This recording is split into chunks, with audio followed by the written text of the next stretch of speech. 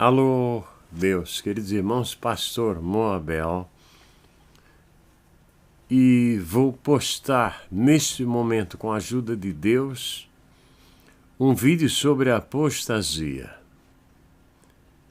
E para embasamento daquilo que vou dizer, vamos ler em Timóteo, 2 Timóteo, capítulo 3, ou melhor, capítulo 4, a partir do versículo 3, que diz: a apostasia, mais uma vez predita. Porque virá tempo em que não sofrerão a sã doutrina, mas tendo comichão nos ouvidos, amontoarão para si doutores conforme as suas próprias concupiscências, e desviarão os ouvidos da verdade, voltando às fábulas. Mas tu, se sóbrio em tudo, sofre as aflições, faz a obra de um evangelista, cumpre o teu ministério. No último versículo, tem 4 conselhos que o apóstolo Paulo dá para que Timóteo pudesse fazer a obra de Deus. Qual é a razão que não aprendemos mais nada sobre a apostasia? Porque a apostasia, o assunto em si, não traz dinheiro, assim, para ser bem claro naquilo que vou dizer. É um assunto que não produz dinheiro, produz vida eterna. E vida eterna para os pregadores de hoje, quase na sua totalidade, não importa a ninguém. Eles mesmos são perdidos. Muitas pessoas inadvertidamente dizem: fuja da religião, fuja da religião. Não, meus amados irmãos. A palavra religião vem de 2 palavras latinas: religare, ou seja, ligar de novo. Jesus é a nossa religião. Jesus é que nos liga a Deus novamente. Então, o apóstolo Paulo, ele estava perto de sair desta vida. Ele estava preocupado com a igreja. O que eu tenho notado é que quando um líder está para sair, ele fica lá até sair na alça. Mas não sai e não deixa nada escrito, não prepara um líder. Mas o apóstolo Paulo, não, ele cuidou da igreja, formou líderes dos melhores que esse mundo já teve. Então, o que é apostasia? Apostasia é o total afastamento da doutrina cristã, dos ensinos cristãos. E há muitos casos que nós podemos, na palavra do Senhor, identificar o que é apostasia. Apostasia começa com a falta de oração. Ele diz: eu declaro isso como se Deus fosse empregado dele. Quando deveria orar: Pai nosso que estás no céu, seja feita a tua vontade. A tua vontade não é a minha vontade, é a tua. Ele não sabe mais orar. E a gente vê, às vezes, mocinhas, meninas, declarando, fazendo Deus de empregado, né? E declara, e eu profetizo. É tudo assim. Eu nem sei o que dizer, porque eu não esperava que isso acontecesse, né? Essas meninas deviam ficar sentadas no banco da igreja, ouvindo, aprendendo, e depois, se Deus abrisse uma porta, comece a dizer alguma coisa, mas sobe no púlpito e ficam gritando em vitória e se ralando até os ossos. Vocês entendem? Há ferimentos nesta gente que estão se ralando até os ossos, casamentos desfeitos, brigas intermináveis. E falando em vitória perante o povo, né? Mas vamos em frente. Falta de oração. Falta de confessar a Cristo. Com a ajuda de Deus farei isso ou farei aquilo. Romanos 10:10. Nós temos que confessar a Cristo como nosso Salvador. Devemos ir a público e dizer: neste momento vou falar de Jesus Cristo, que é o meu Salvador. Mas eles têm outra mensagem. Eu venho aqui para pedir ajuda. Quem dá R$100? Eu preciso de tantas pessoas que dê R$1.000. Eu preciso... Deus está precisando de dinheiro agora, é? Deus está preocupado em pagar aluguel? Deus está preocupado em comprar comida? Não é para eles mesmos. Eles se tornam milionários com esse tipo de coisa. Apostasia. Falta de leitura bíblica diária, porque a palavra do Senhor diz que temos que meditar na sua lei, na sua palavra, dia e noite. Dia e noite. Quem medita na palavra de Deus dia e noite não tem tempo para ir ao cinema, para ir a tantos lugares onde somente a carne é exaltada. Também cumprir os votos que faz a Deus. Quando ele se torna apóstata, ele se esquece dos votos. Um dos votos que os pastores estão perdendo agora são os votos de matrimônio. Quando está no altar, promete amar a esposa até que a morte o separe. Agora é diferente. Se ela engordar muito, é até que a gordura nos separe. Se ela envelhecer muito rápido, até que a tua velhice nos separe. E eles pensam que eles também não se tornam idosos. Mas se a esposa envelhece, ele também envelhece. A questão são as oportunidades de contrair um novo matrimônio. E aí fica a antiga esposa sentada no banco da igreja e a outra sentada lá em cima. Que pouca vergonha, né? Aonde nós chegamos, né? Deixe também de frequentar a igreja. Meus amados irmãos, se frequentar a igreja é ruim, pior é não frequentar. Há grupos que querem ficar em casa, eu não tenho nada com isso. Se você quiser ficar, que fique. Mas, se você quiser ficar em casa, os que vão para a igreja não devem criticar você que fica em casa formando um grupo de oração em casa. E você que forma um grupo de oração em casa, não critique aquele que está formando um grupo na igreja. Cada um fica onde se sentir melhor, andando mais para a frente. Deixar de pregar. Claro, a pregação, como ouvirão se não há quem pregue? Quem poderá salvar-se sem a mensagem do Evangelho? Agora já tem um líder famosíssimo dizendo que se a pessoa não aceitou Jesus, mas ele não aceita Jesus, mas ele não quer julgar. Ninguém está pedindo para julgar.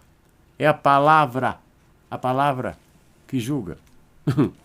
Mas vamos em frente. Uso da liberdade. Um obreiro, ele tem condição de levar o rebanho para onde ele quiser. E há obreiros que têm a liberdade para tomar o dinheiro das pessoas, outro para outras perversidades, e depois tornam-se os grandes escândalos. Que Deus nos ajude. Também andar na luz. Quem anda na luz não tropeça. Tropeça? Não. Ele está na luz. Agora, quem anda nas trevas tropeça com grande facilidade. Viver pela fé. Uma certa vez, ou melhor, ainda tenho um amigo que ele tem muito dinheiro, né? Então eu estava conversando com ele e eu cheguei ao ponto de citar a Bíblia, que o justo viverá pela fé. Depois de uma longa discussão de uns 3 dias, porque estávamos viajando, quando chegou em perto da minha casa, ele falou: Moabel, o justo viverá pela fé. Viverá, mas não terá. Eu estou rindo dessa resposta que ele me deu há mais de 30 anos. É engraçado, viverá, mas não terá.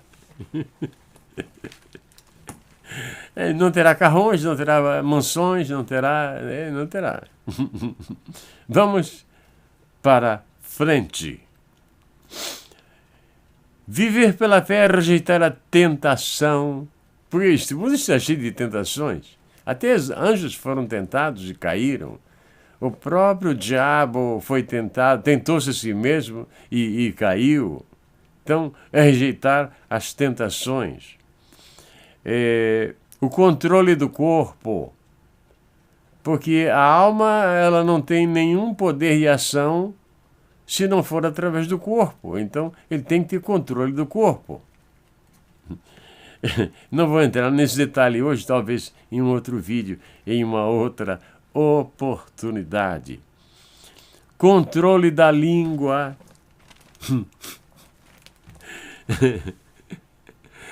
Aquela língua que muitas vezes glorifica a Deus, às vezes está também destruindo vidas, tripudiando os sonhos, fazendo o pior que pode. Através de quê? Da língua. Vamos em frente.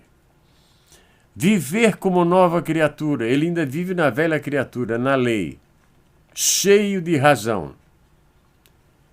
Nós somos uma nova criatura. Nada pode nos destruir.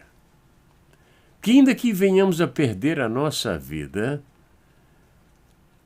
a nossa eternidade está garantida no sangue de Jesus. Não na placa da igreja que nós temos, né? É no sangue de Jesus. Também manifestar as características cristãs. Um servo de Deus que vê outro em aflição, ele não cerra o seu coração para o necessitado. Não, ele fica feliz em ajudar o necessitado. Esta que é a grande verdade. Se o teu irmão estiver passando necessidade no mundo e tu cerras estranho, você não tem nada a ver com Deus. Indo mais em frente. Remir o tempo. O que é remir o tempo? Muitas vezes eu não tenho tempo de postar vídeos. Não tenho. Agora mesmo estou de saída para uma viagem e dentro de poucas horas terei que viajar. E o meu trabalho é um trabalho muito pesado e um trabalho que requer muita atenção, muita capacidade física para eu fazer o meu trabalho. E agora é bem tarde da noite, madrugada já. E eu estou postando vídeo quando eu poderia e deveria estar dormindo. Estou remindo o tempo. Para você ter uma ideia, há mais de 17 anos que eu não vejo televisão. Por quê? Porque se eu ver televisão, eu não vou ter tempo de postar vídeos, não vou ter tempo de ler a Bíblia, de estudar, não vou ter tempo. E na nossa casa nós temos 3 televisões dessas maiores que existem no mercado. Mas nós não usamos. Eu uso até uma para monitor no meu estúdio, monitor de computador. Por quê? Porque a televisão toma muito tempo da pessoa. E eu decidi remir o tempo. Uma das características que a pessoa está em apostasia é que ele não se preocupa com o tempo que vai e não volta mais. Em 16º lugar, respeitar o direito dos outros na vida cristã, Romanos 14. Quanta falta de respeito existe entre aqueles que se dizem cristãos. É. Tem gente que quer me obrigar a dançar. Eu fico me sentindo mal. Porque crente não sabe dançar. Crente é duro para dançar. Ou não é. A não ser aquele que veio do mundo há pouco tempo, ainda tem aquela ginga do passado, ele consegue, né? Mas aquele que nasceu na igreja, ele não consegue. Não, não dá. Fica aquela coisa ridícula. Um dia um pastor disse para mim, dança, pastor. Aí claro que eu não dancei. Tinha trabalhado a noite toda, era a escola dominical de manhã, culto da manhã. Eu já estava praticamente mais de 24 horas acordado. Dança, pastor.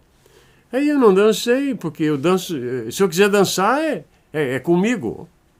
Aí ele falou assim, pastor, eles estão vendo que você não está dançando. E eu me importo. Eu me importo. Quem quiser, dance. Eu não quero dançar. Eles não querem respeitar a vida cristã do outro. E vamos transformar a igreja num circo. É um circo. É uma desordem total. Quando termina o culto, ninguém sabe sobre o que foi falado. Ninguém sabe sobre aquilo que foi ensinado. Portanto, você que está começando agora, não caia nessa tentação de apostatar da fé, pregar prosperidade.